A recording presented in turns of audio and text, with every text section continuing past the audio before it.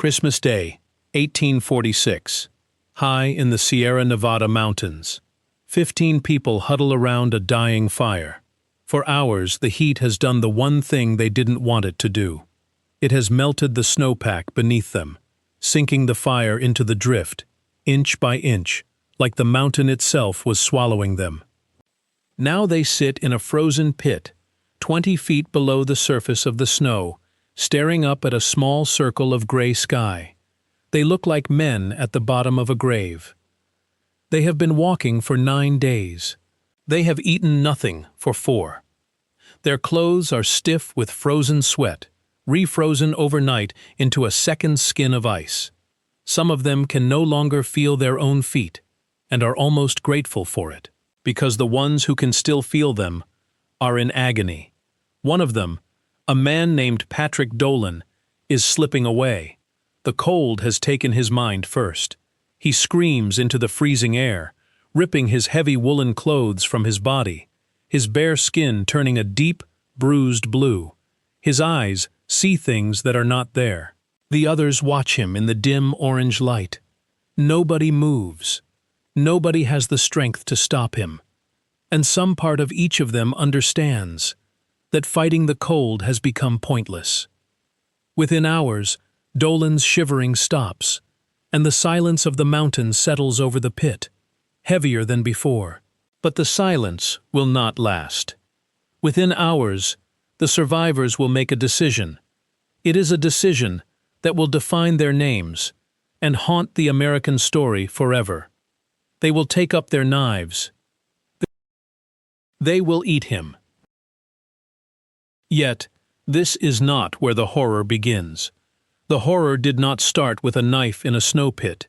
It began months earlier, on a bright spring morning in Illinois, with none of them imagining that a mountain pass could hold the difference between a life and a grave. 87 men, women, and children set out for California with everything they owned packed into covered wagons. Their hearts were full of the kind of hope that only people who have never truly suffered can feel. They wanted a better life. They took a shortcut. They trusted a stranger's promise. And by the time they realized the promise was a lie, the mountains had already closed behind them like the jaws of a trap. This is the story of the Donner Party. Ordinary families who walked into the wilderness, and the choices they made to stay alive. George Donner was 62 years old when he started dreaming of California.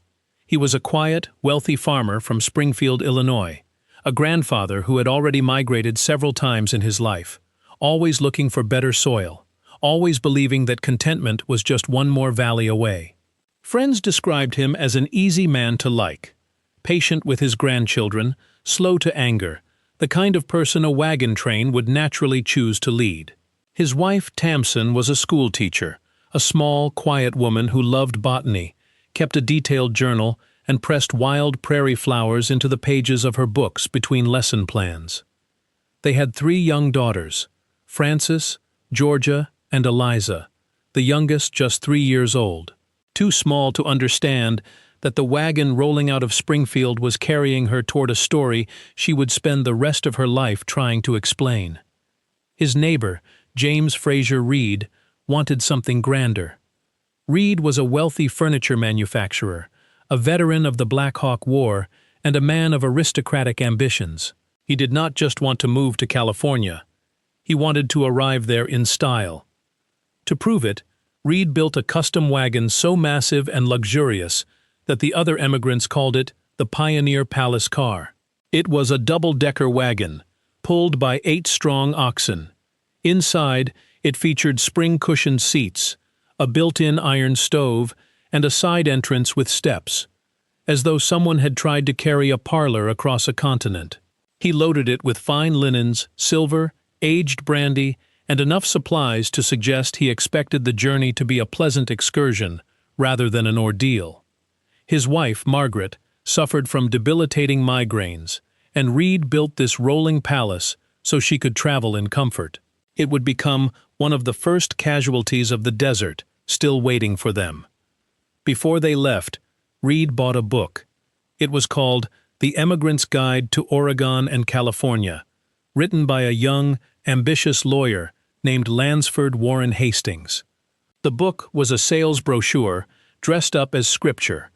Hastings painted California as a land of perpetual spring and limitless wealth, the kind of place where a man's ambitions could finally match his reach. And he had a suggestion for how to get there faster. Instead of following the established trail that swung north through Idaho, Hastings proposed a shortcut, a route that cut straight through the Wasatch Mountains and across the Great Salt Lake Desert, rejoining the main trail in Nevada. He claimed it would save travelers 300 miles. There was one detail Hastings left out of his book. He had never actually traveled this shortcut with wagons. He was selling a route he had only seen from the back of a horse. And a man on a horse can cross ground that will swallow a loaded wagon whole. On a warm April morning, the Donner and Reed families rolled out of Springfield. The sun was warm on the canvas tops of the wagons. Dust rose lazily behind the wheels. The children laughed, chasing each other between the wagon ruts, still young enough to think this was an adventure rather than a gamble. The men talked of the wheat fields they would plant in the west, of the houses they would build, of a future that, from where they stood, looked as wide and open as the prairie itself. As they made their way west, other families joined them, each bringing their own reasons for leaving everything behind. The Breens, the Graves family, Lavina Murphy, and Louis Kesseberg. By the time they hit the trail, there were 87 people. George Donner was elected captain of the wagon train. It was a title of respect, a recognition of his steadiness and his years. It would soon become a curse, because a captain is remembered for what happens on his watch, whether or not it was ever within his power to prevent it. They reached Fort Laramie in late July. The oxen were strong, the water was clear. For a brief stretch, everything was going according to plan. There was even time, in the evenings, for fiddle music and laughter around the fires. A last, unknowing pocket of ease before the trail began to narrow. Then the letter arrived. Lansford Hastings was ahead, guiding another wagon train. He sent a rider back with a message. "Take the cutoff. I will guide you through." The pioneers debated late into the night, but an old, weathered scout named James Kleiman, who had just ridden the shortcut east on horseback and knew its ground better than anyone alive, sat by the campfire with James Reed. "Don't do it," Kleiman warned Reed. "The road is too rough. It will break your wagons. Take the old trail." Reed looked at the old scout, a man who had actually seen the ground with his own eyes. Then he looked at the book in his hand, printed by a man who never had. He chose to believe the printed word of a lawyer over the warnings of a mountain man who had nothing to gain from the lie. On July 31st, at a fork in the trail near Fort Bridger, the Donner party turned south. They had just taken the first step toward the snow, though not one of them could have known it yet.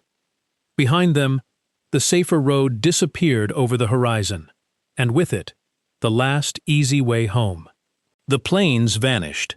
The canyons closed in, choked with willow and pine, and the open sky the families had grown used to narrowed into a corridor of rock and shadow. By early August, they reached the mouth of Weber Canyon. There, they found a note from Hastings tacked to a branch. The message was a warning. The canyon ahead was impassable for wagons. Hastings told them to stop, camp, and wait while they sent a messenger to find him. James Reed drove ahead, following the vague hope that the man who had made these promises could still be found and held to them. He found Hastings days later, but the lawyer refused to return. He stood on a high ridge, pointed vaguely toward the south, and told Reed to take his wagons over the pathless mountains instead, an instruction with no map behind it, and no guarantee it could even be done. Reed returned to the camp with nothing but hand-waved directions and a growing unease he tried not to show. The pioneers looked at the mountains rising in front of them. There was no road. They would have to carve one themselves, tree by tree, boulder by boulder. What followed was 3 weeks of brutal manual labor.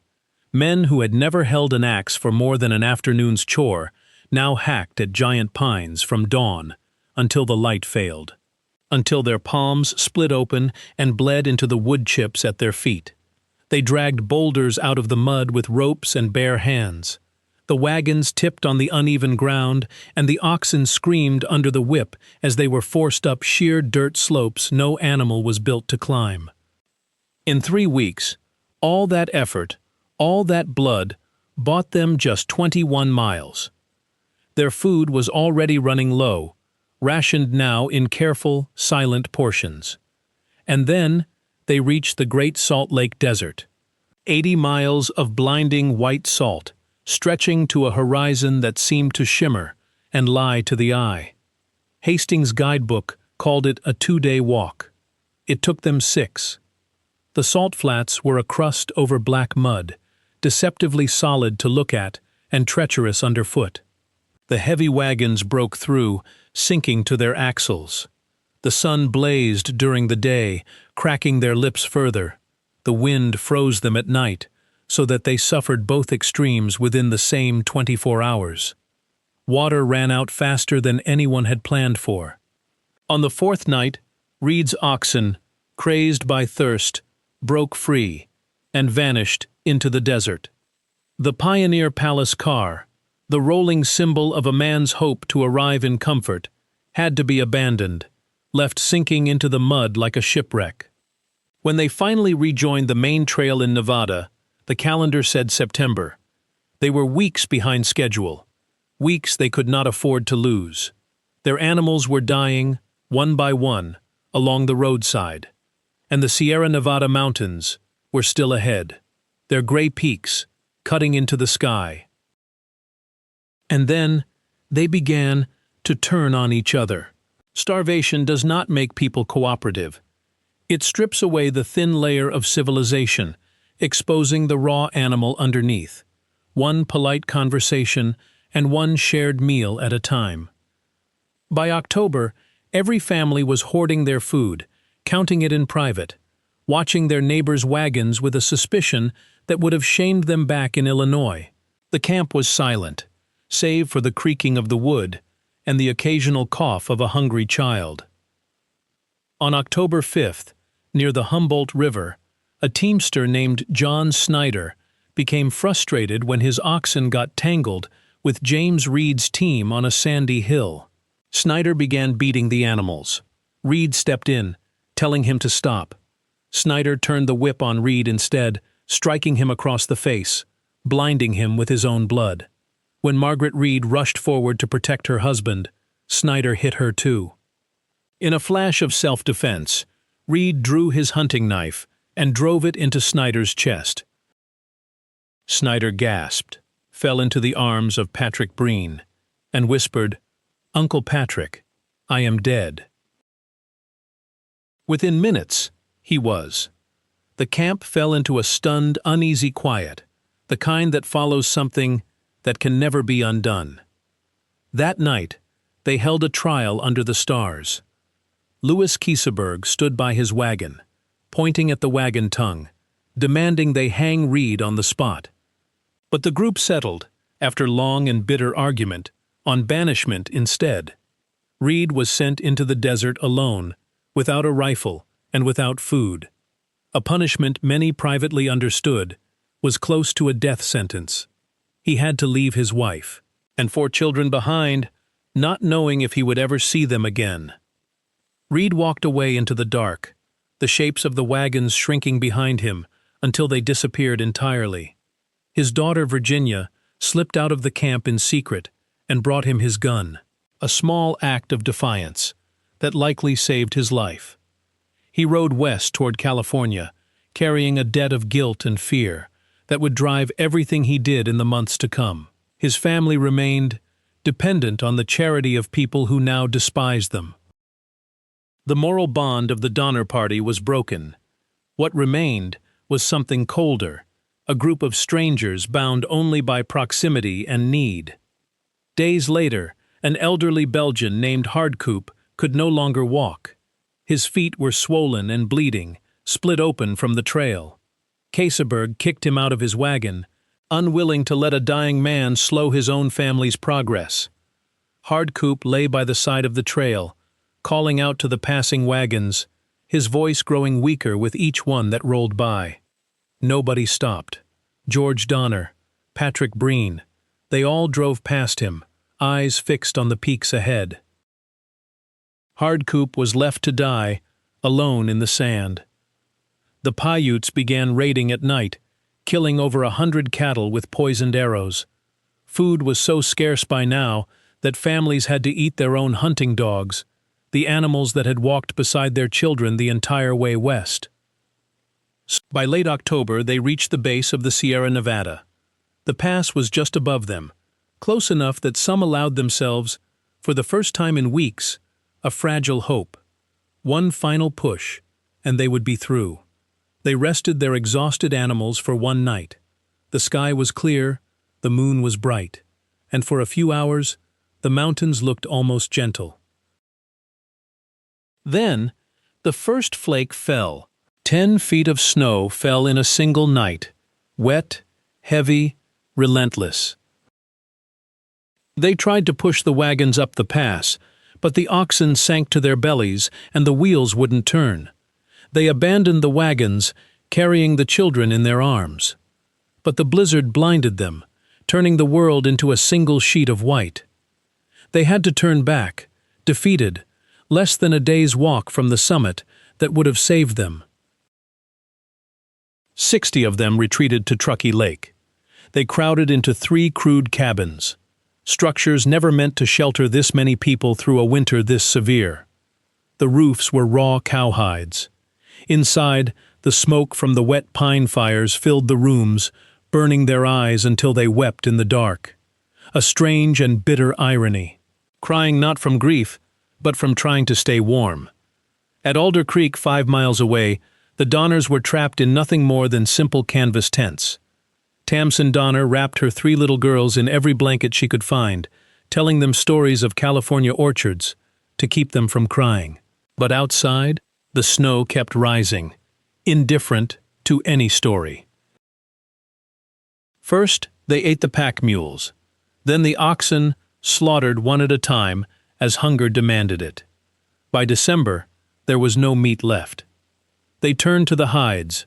They took the roofs off their own cabins, cut the frozen cowhide into strips, singed the hair off over the fire, and boiled it into a thick, foul-smelling glue.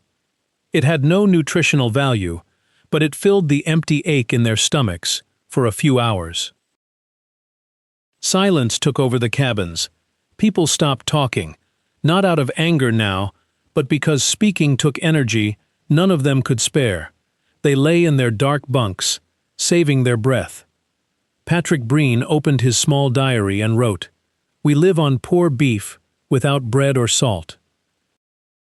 A week later, in the same steady hand, though weaker now, all things looked gloomy. On December 15, the first man died, Bayless Williams.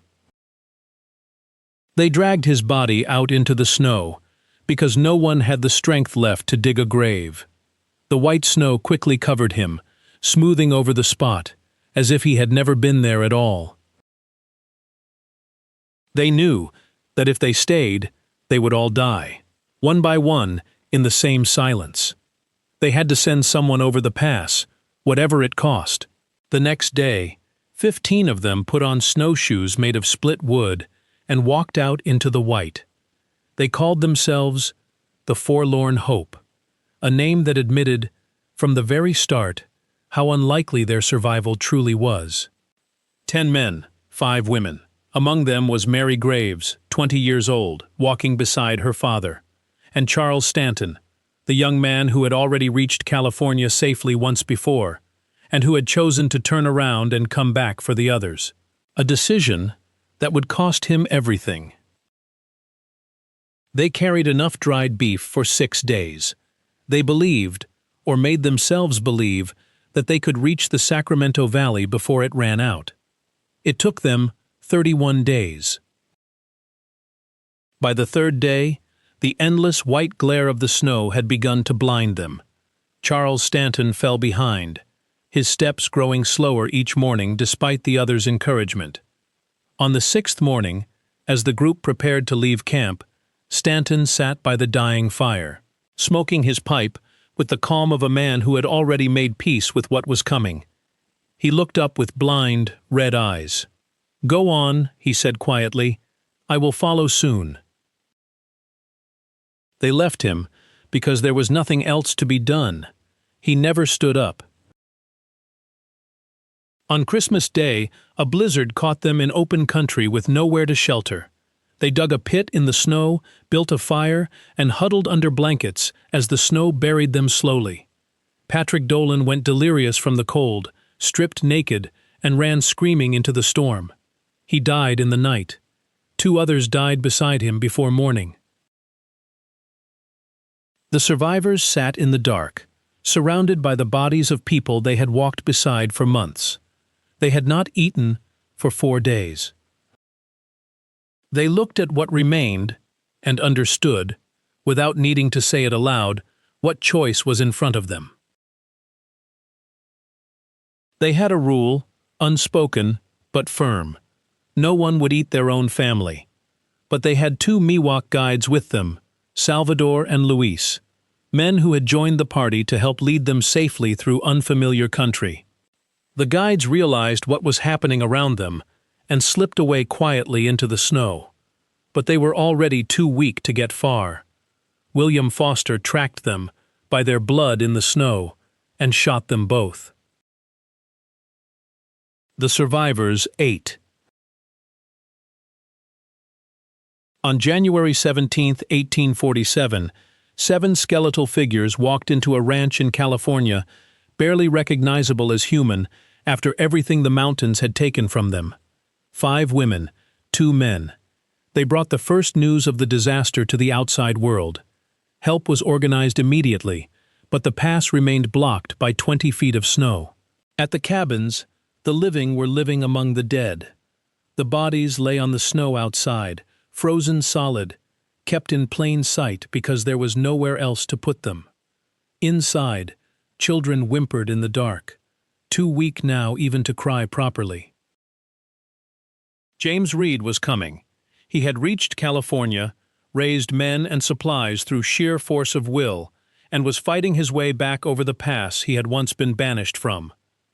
When the first rescuers arrived, they found a silent, white landscape that gave no sign anyone was still alive beneath it. Then, a woman emerged from a hole in the snow, her face covered in black soot, staring at the strangers as if they might not be real. "Are you men from heaven?" she asked. They took the strongest first, mostly children, who had the best chance of surviving the trip back over the mountains. The rest had to wait. Reed arrived with the second relief party. He found his wife and children alive. And for a moment, after everything, there was something close to joy. But on the way back, another storm hit, trapping them at a place that would become known as Starved Camp. A 5-year-old boy died there. The rescuers, exhausted themselves, wanted to abandon the remaining children to save the adults. But a man named John Stark refused. He carried the children, one by one, through the deep drifts, saving every single one of them through sheer, stubborn strength. At Alder Creek, George Donner was dying slowly. His arm, injured earlier on the trail, had turned black with gangrene. There was no medicine in the world that could reach him now. Tamsin Donner had a choice that no rescuer could make easier. She could leave with the rescue party and save herself, or she could stay with her husband until the end. She stayed. She kissed her 3 daughters, watched them walk away with the rescuers into the white distance, and then walked back into the dark tent to sit beside George. When the final rescue party arrived in April, only one man was alive at the camp, Louis Kesseberg. He was surrounded by bones. Tamsin's body was gone. her flesh consumed in the desperate final weeks after George died. Keseberg was branded a monster the moment the rescuers found him.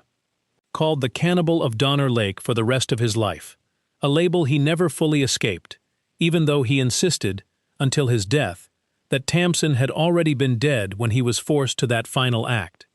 He died in poverty, a social outcast. Of the 87 people who took the cutoff, 48 survived, 39 died. Eliza Donner, who was 3 years old when her mother kissed her goodbye and walked back into that tent, spent her life trying to clear her parents' names from the shame the newspapers had attached to them. She eventually visited Keseberg in his old age, looked into his eyes, and chose to forgive him. And then, there is the letter. Virginia Reed, just 13 years old when she lived through all of it, wrote to her cousin back home with words that carried more weight than any warning Hastings had ever printed. Never take no cutoffs, and hurry along as fast as you can. The pass is still there, high above the blue waters of Donner Lake. In the summer, it is beautiful. But in the winter, when the snow is deep and the wind screams through the pines exactly as it did in 1846, you can still feel the weight of the question that has no answer. What would you have done? If this story stayed with you, share it. Let someone else know about the families who walked into the white dark and the names they left behind.